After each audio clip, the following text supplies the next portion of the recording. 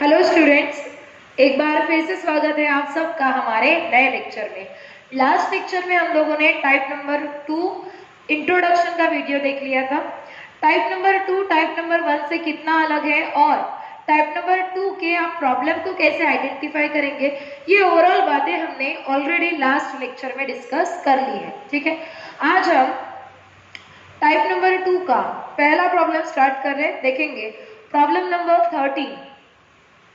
From the following particulars, you are required to prepare a statement showing first cost of material, second work cost, third total cost और बाद में है percentage. ठीक है, ये सारी बातें दी है, वो सब कॉस्ट शीट में इंक्लूड हो जाएगा।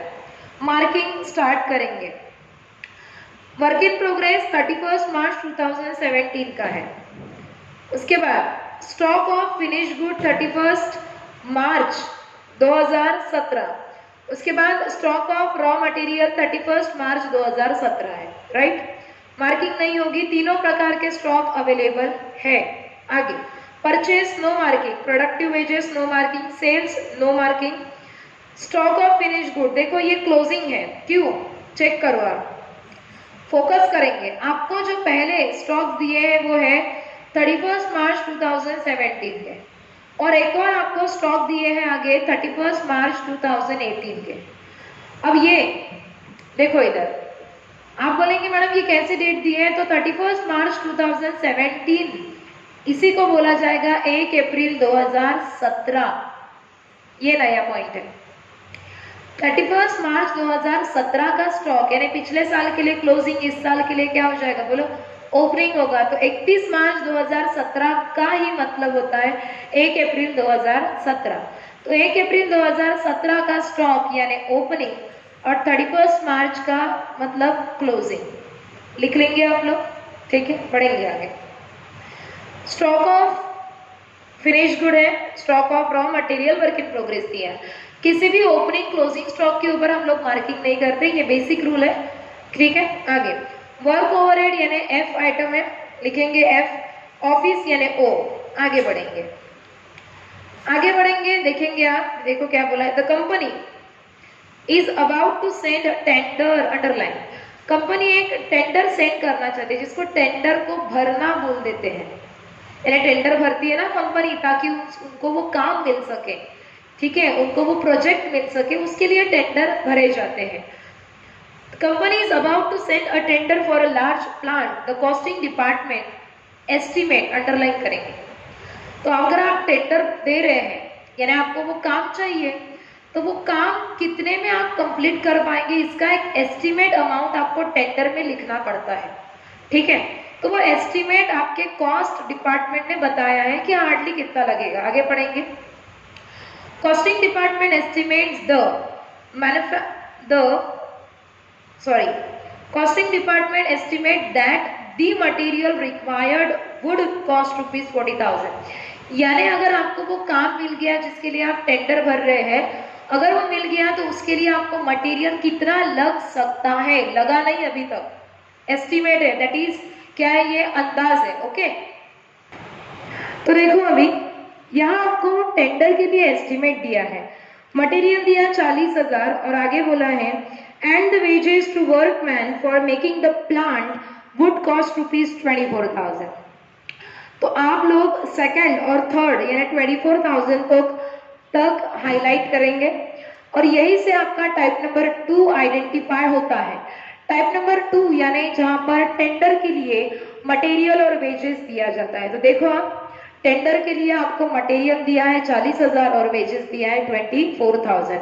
ये दो ही पॉइंट से आपका टाइप नंबर 2 आइडेंटिफाई होता है। ओके, आगे बढ़ेंगे। The tender is to be made a net profit of 20% on the selling price, underline. Tender में यूज होगा ये 20%। And show what the amount of tender would be if based on the above percentage. Okay, यहाँ पे ये जो paragraph है ये complete information tender के लिए। सो टेंडर की आपको कितनी इंफॉर्मेशन दी है, सिर्फ दो चीजें, टेंडर का मटेरियल 40,000, टेंडर का वेजेस 24,000। टेंडर का पीरियड नहीं दिया, प्रोडक्शन नहीं दिया। ओके, अभी कॉस्ट शीट हमने देखा, ओपनिंग और क्लोजिंग, दोनों इसमें डिफरेंस अगर देखते हैं तो कॉस्ट शीट का जो पीरियड है वो 1 साल का आएगा। ठीक है, अब देखो यहाँ पर ना मैंने टेबल जो बनाए हैं पहले समझ लो एग्जैक्टली हम क्या करने वाले हैं। कॉस्ट शीट का टेबल कुल मिलाकर यहाँ 1 या 1.5 पेज का लगेगा। अब डिपेंड करता है कि आप कैसे करेंगे। 1 ही पेज का लगेगा आपका कॉस्ट शीट का टेबल। कॉस्ट शीट का जो टेबल है वो 1 पेज का, टेंडर शीट का जो टेबल बनेगा वो 1 से कम पेज का बनेगा, और उसके बाद आपको वर्किंग नोट बनानी है। ठीक है, क्लियर हो गया। वर्किंग नोट किसके लिए बनाएंगे बताओ? परसेंटेज के लिए। ठीक, चलो यहाँ मैंने सिर्फ कॉस्ट शीट का ही टेबल बनाया है क्योंकि टेंडर का मैं बाद में टेबल बनाने वाली हूँ। यहाँ मैंने स्पेस अवेलेबल रखा है परसेंटेज कैलकुलेशन के लिए, पर आप ऐसा मत करो। कॉस्ट शीट के लिए 1 पेज का टेबल बनाओ, टेंडर के लिए 1 से थोड़ा कम टेबल बनाएंगे, और उसके बाद अवेलेबल स्पेस में हम परसेंटेज कैलकुलेट करेंगे। ओके, देखेंगे अभी। स्टार्ट कर रहे हैं। पीरियड दिया है 1 ईयर, लेकिन यहाँ प्रोडक्शन तो दिया नहीं है, तो प्रोडक्शन में क्रॉस।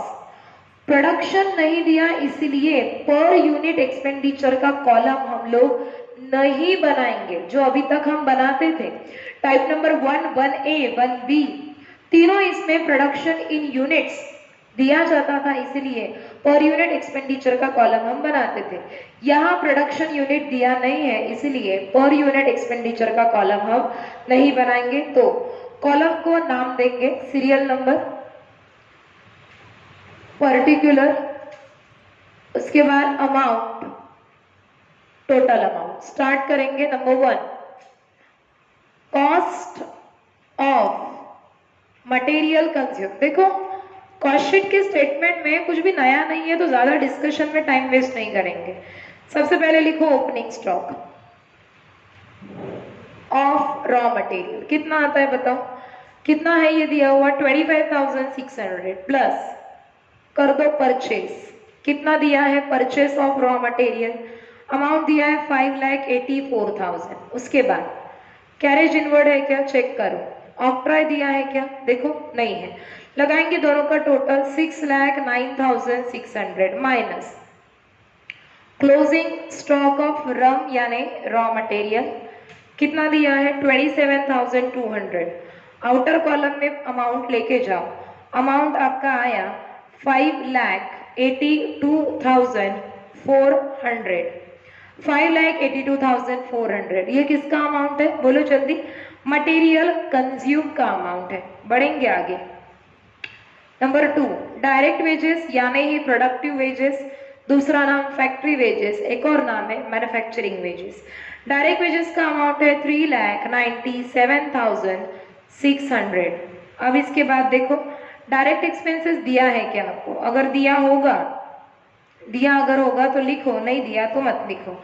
नहीं दिया है तो दोनों के टोटल को नाम देंगे कैपिटल ए। क्या बोलेंगे? बोलो जल्दी। Prime cost. प्राइम कॉस्ट आपका आया 9,80,000, 9,80,000। ठीक है, आगे बढ़ेंगे। Number 3, factory on cost. चलो ढूंढो आप लोग फैक्ट्री ऑन कॉस्ट के आइटम, यानी एफ मार्किंग वाले आइटम है क्या? एफ मार्किंग वाला यहाँ पे एक ही आइटम है, वो है work overhead charges. Work overhead charges एक ही अमाउंट है तो सीधा बाहर लिख सकते हैं आप लोग। ठीक है, कितना है बताओ? 87,472। 87,472 लगाएंगे, टोटल आएगा अमाउंट 10,06,742। आप बोलेंगे इसको नाम नहीं दिया क्या? नहीं दिया। क्यों? वर्क इन प्रोग्रेस का आइटम अगर है तो ये वैल्यू बेनाम रहती है, बेनाम रहती है। ठीक है, आगे देखेंगे। Number 4, plus opening stock of work in progress. Opening stock of work in progress देखो कितना दिया है? Opening stock of work in progress दिया है 3,000। लगा लो टोटल। अमाउंट कितना आएगा बताओ? अमाउंट कितना आएगा चेक करो। यहाँ पे अमाउंट आपका आएगा 10,09,742। 10,09,742 माइनस करेंगे number 5, closing stock of work in progress, closing stock of work in progress कितना है 2500। कितना आया बताओ भी, अमाउंट आया यहाँ पे माइनस करने के बाद 10,06,972, यहाँ लिखेंगे 10,06,972, इसको बोलेंगे पॉइंट बी FC/WC।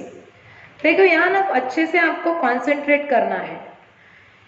जब भी हमारे प्रॉब्लम में वर्क इन प्रोग्रेस के आइटम अवेलेबल रहते हैं तो ये जो टोटल आती है दिख रही है आपको, इसको हमको कुछ भी नाम नहीं देना रहता, ठीक है। ये बात मैं हमेशा आपको बताती हूँ, आपको वो याद रखनी है। बढ़ेंगे आगे, लिखेंगे नेक्स्ट क्या है बताओ, फिर है आपका नंबर 6 ऑफिस ऑन कॉस्ट।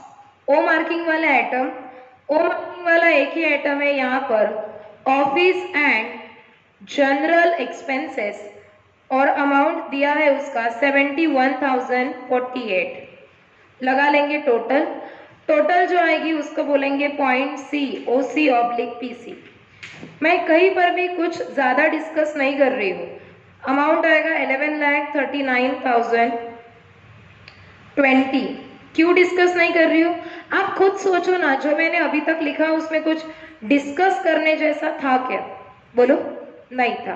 तो क्या आ गया OC/PC कितना 11,39,020। बढ़ेंगे आगे, लिखेंगे यहाँ पर, यहाँ लिख दो आप लोग कंटिन्यूशन में, आप 2 बार नहीं लिखना बेटा, ओके।